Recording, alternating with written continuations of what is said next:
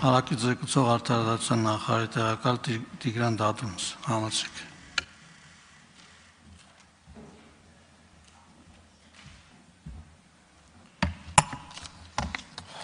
Ազգային ժողովի հարգարժան փոխնախագահ, հարգելի գործընկերներ, ներկայացնելով կառավարության դիրքորոշումը նախ սկսեմ նրանից, թե ինչ է նախատեսում քրեական օրենսգրքի գործող 136-րդ հոդվածը։ 136-րդ հոդվածը սահմանում է պատասխանատվություն, ցեղասպանությունը կամ մարդկության դեմ ուղղված հանցագործությունները հրապարակայնորեն հերքելու, արդարացնելու, դրանք քարոզելու կամ դրանց վտանգավորությունը նսեմացնելու համար, եթե դա կատարվել է ռասայական պատկանելիության, մաշկի գույնի, ազգային էթնիկական ծագման, կրոնական պատկանելիության հիման վրա, անձի կամ անձանց խմբի նկատմամբ ատելություն, խտրականություն կամ բռնություն հրահրելու նպատակով։ Եվ այս նորմի վերլուծությունը թույլ է տալիս պնդել, որ այն հանդիսանում է նաև ատելության եւ ժխտողական խոսքի դեմ ուղղված քրեական միջոց, որի կիրառումը սահմանափակվում է հատուկ նպատակի, այն է անձի կամ խմբի նկատմամբ խտրականություն, թշնաման կամ բռնություն հրահրելու առկայությամբ։ Նախագծի եւ քրեական օրենսգրքի գործող կարգավորումների հիմնական տարբերությունը ըստ էության կայանում է նրանում, որ առաջարկվում է քրեականացնել առանց կոնկրետ նպատակի բանավոր խոսքը, միտված ցեղասպանությունը կամ մարդկության դեմ ուղղված հանցագործությունները հերքելուն, նսեմացնելուն, մեղմացնելուն եւ այլն։ Առաջարկվող հաջորդ էական փոփոխությունը հայոց ցեղասպանությունը նշված հոդվածում այլ ճանաչված ցեղասպանություններից առանձնացնելն է։ Հիմա անդրադառնալով օրենսգրքում այս հանցագործությունների սահմանմանը, որոնք մենք կարող ենք բնորոշել որպես վերբալ հանցագործություններ, այսինքն որ քրեականացում է խոսքը, դրանք մի քանիսն են օրենսգրքում եւ շատ լայն տարածում չունեն մեր քրեական համակարգում, օրինակ 151 հոդվածը ագրեսիա իրականացնելու հրապարակային կոչերը կամ 313 հոդվածը ահաբեկչությունը արդարացնելը կամ 329 հոդվածը ատելություն, թշնաման հրահրելը եւ այլն։ Եվ վերբալ, այսպես կոչված, հանցագործությունների առանձնահատկությունը կայանում է նրանում, որ դրանք անմիջականորեն հարաբերակցում են մարդու իրավունքների Եվրոպական կոնվենցիայի 10-րդ հոդվածի հետ, այսինքն արտահայտվելու ազատության իրավունքի հետ, եւ այս համատեքստում մեր կարծիքով քրեական պատասխանատվության սպառնալիքով պետք է արգելված լինեն միայն այն արարքները, որոնք մեծ եւ իրական հանրային վտանգավորություն են իրենից ներկայացնում։ Այս առումով հատկանշական է մեջբերեմ Փերինչեկն ընդդեմ Շվեյցարիայի գործը մի էդի, որով Եվրոպական դատանը փաստել է, որ չնայած մի շարք պետություններ քրեականացրել են ցեղասպանության ժխտումը, բայց այն պետք է կապվի բացասական հետևանքներ առաջացնելու անհրաժեշտության հետ, եւ Միեդը այս որոշմամբ գտել է, որ պետք է խոսքի ազատության իրավունքի սահմանափակումը ուրեմն թույլատրելի համարվի միայն այն դեպքում, երբ որ այն ուղղված է կոնկրետ նպատակի, այսինքն այստեղ շատ կարևոր է հասկանալ տվյալ խոսքի կոնտեքստը։ Քանի որ ժամանակ ավարտվեց, հարցերին պատասխանելու ընթացքում նաև կանդրադառնամ այլ ասպեկտների շնորհակալություն։ Հարցերի համար գրանց։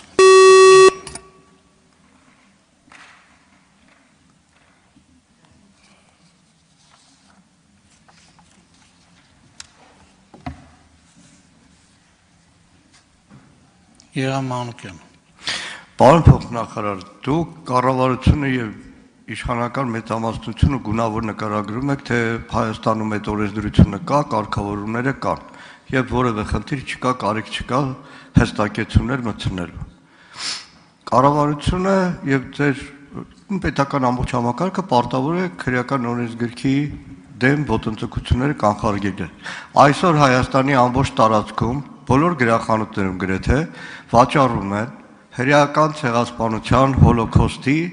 այսպես ասեմ, այբուբենը կամ ինչը, Հիտլերի Մայն Կամփը,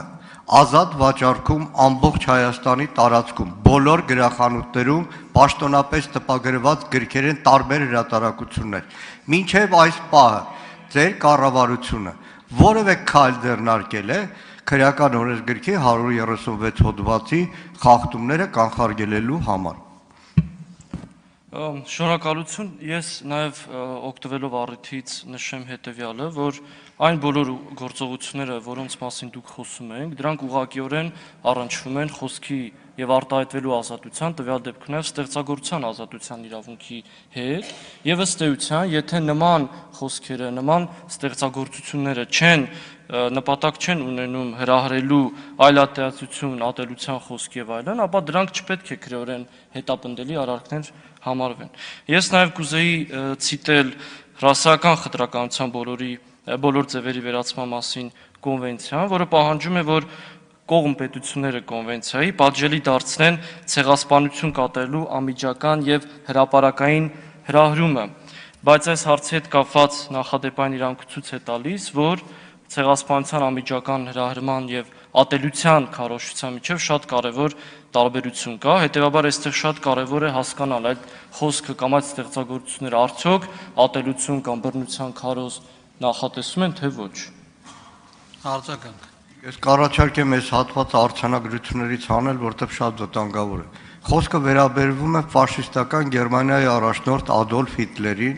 որի ստեղծագործությունը այն հիմքն էր, որի հիման վրա ֆաշիստական Գերմանիան 30-ականներից սկսած ամբողջ Եվրոպայում իրականացրեց հայոց ցեղասպանությունը։ Այստեղ ինչ կապ ունի խոսքի ազատությունը։ Նույն տրամաբանությամբ վաղը Ջեմալի Էնվերի ու Թալյաթի գրքերի հրատարակությունը Հայաստանում կհամարեք որպես խոսքի ազատություն, չեմ ասում դեռ Ժիագյոքալ եւ այլն, բոլոր պանթուրքիստների։ Դա ինչ կապ ունի խոսքի ազատության հետ։ Ձեր կառավարությունը կրկնում եմ հակահրեական, այլատեատ, հոլոկոստ արդարացնող հրատարակությունների ազատ վաճառքը թույլատրում է եւ դուք դա համարում եք խոսքի ազատություն։ Վաղն է երիտթուրքերի գրքերը կհամարեք խոսքի ազատություն։ Շնորհակալություն ձեր բերված օրինակի եւ միջազգային մեր պարտավորությունների միջև, որի մասին ես նշեցի, որոնք ամրագրված են մարդու իրավունքների եվրոպական կոնվենցիայով եւ նաև առաջին հերթին մեր սահմանադրությամբ, դրանց միջև շատ նուրբ սահման կա եւ այդ սահմանը անցնելու դեպքում մի օր էլ կարող ենք գալ եւ դուք էլ մեզ քննադատեք, որ կառավարությունը օրինակ գրաքննություն է իրականացնում եւ սահմանափակում է կարծիքի արտահայտման ազատությունը գրախանութներում արգելելով գրքելը, վստահ եմ, որ այդ հարցը տվյալ դեպքում այս ամբիոնում կանգնած մարդուն նույնպես հղվելու էր, եթե նման դեպքեր լինեն։ Շնորհակալություն։ Արթուր Խաչատրյան։ Պարոն փոխնախարար, երկու հարց ունեմ։ Առաջինը, օրենքները ընդունվում են ինչ-որ վարքագիծ կարգավորելու, մոդելավորելու համար, ինչ-որ վարքագիծ պատժելու համար, ինչ-որ վարքագիծ կանխելու համար, չէ՞։ Համաձայն եք։ Այդ առումով ես կխնդրեի, որ դուք մեկնաբանեք Տիկին Ղազարյանի ասածը, որ քանի որ տես բան չի եղել, ինչի օրենք ընդունենք։ Այսինքն բացառում է համազեկուցողը, որ օրենքը կարող է նաև կանխել։ Ես կխնդրեի հստակ պատասխան տեք։ Եվ երկրորդը բացասական հետևանքների մասին, որ խոսվեց, այնտեղ Շվեյցարիայի համատեքստներ օգտագործված, եթե նայում ենք փրինչեք ընդդեմ Շվեյցարիայի, չէ՞, հայկական համանքի փոքր թվականակներ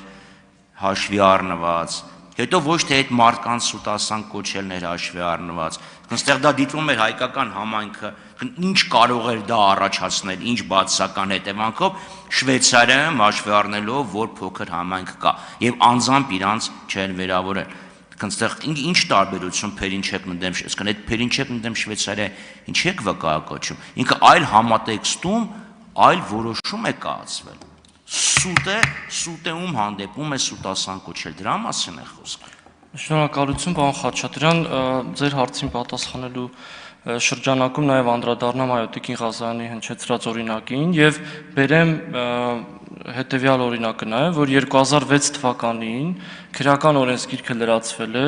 ցեղասպանությունը եւ մարդկության դեմ ուղղված հանցագործությունը հերքելու, մեղմացնելու, արդարացնելու քրեական հոդվածը եւ դրա վերջին մասը գրեթե նույնությամբ կրկնում է մեր գործող քրեական օրենսգիրքը, այսինքն այդ բոլոր գործողությունները պետք է արվեն ռասայական պատկանելիության, կրոնական պատկանելիության եւ այլ խտրականության ձևերի ուրեմն նպատակով եւ ատելություն, խտրականություն, բռնություն հրահրելու նպատակով։ Այսինքն ստացվում է, որ 2006 թվականին նաեւ նախկին իշխանությունների, նախկին կառավարության, նախկին ազգային ժողովի օրոք քրեականացված հոդվածով մենք նույնպես ընդունել ենք, որ այս հանցագործությունները կարող են միայն պատժելի լինել, եթե կոնկրետ նպատակի համար են արվել։ Եվ արձագանքից հետո երկրորդ կտորին կանդրադառնամ։ Համեցեք։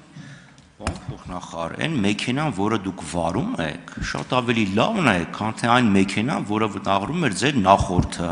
Դա ավելի լավն էր, քան թե վարում էր նախորդի նախորդը։ Այդ մեքենան ավելի լավն էր, քան թե այն ձին, որը ինչ որ մի թվին, ինչ որ արդարադատության փոխնախար նստում եւ գնում էր գործի։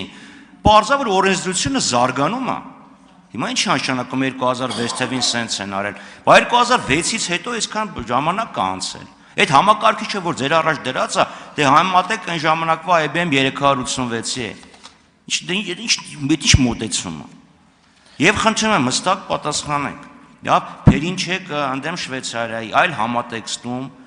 այլ кейսեր, այլ գործեր, այլ վերդիկտ եղավ։ Եվ խնդրում եմ ոչ թե Տիկին Ղազարյանի օրինակին անդրադարձեք, այլ այս մոտեցմանը, որը արտահայտում է պետաիրավական հանձնաժողովի կարծիքը եւ բացառում է օրենքի նշանակությունը որպես կանխարգելող գործոն։ Շնորհակալություն։ Բան Խաչատրյան, իմ արձագանքը զուտ ձեր այն հարցի վերաբերյալ էր, որ այո, օրենքները չպետք է գրվեն կարիքից դրդված, եւ ես դա էի ասում, որ դեռևս 2006 թվականին տրվել է այն նույն ձևակերպումը, ինչ որ հիմա է հիմիկվա քրեական օրենսգրքում է, եւ հետեւաբար այն ժամանակ էլ կարիքը կարծես թե չի եղել, եւ անդրադառնալով Փերենչեկի գործին ինչու ենք վկայակոչում, որտեղ այնտեղ բազմաթիվ այլ աղբյուրների է վկայակոչում Մարտիրոսյանի Եվրոպական դատարանը, այդ թվում նաև քաղաքական իրավունքների միջազգային դաշնագրի վերլուծությունն է իրականացնում, որտեղ նշվում է, որ Մարտիրոսյանի կոմիտեն ՄԱԿ-ի արտահայտել է այն տեսակետը, որ օրենքները, որոնք պատժամիջոցներ են նախատեսվում պատմական փաստերի վերաբերյալ կարծիք արտահայտելու համար, հակասում են դաշնագրով մասնակից պետությունների համար սահմանված կարծիքի եւ արտահայտելու հետ կապված պարտավորություններին։ Այսինքն, այստեղ տրամաբանությունը այն է, որ չի թույլատրվում արգելք նախատեսել, հատկապես քրեաիրավական ներգործություն, սխալական կարծիքի արտահայտման կամ անցյալի իրադարձությունների թեկուզ սխալ մեկնաբանության համար։ Եվ այդ գործը վկայակոչվում է հիմնավորելու համար, որ մենք մեր միջազգային պարտավորություններից իրավունք չունենք շեղվել։ Շնորհակալություն։ Շնորհակալ եմ, հարցերն ավարտվեցին։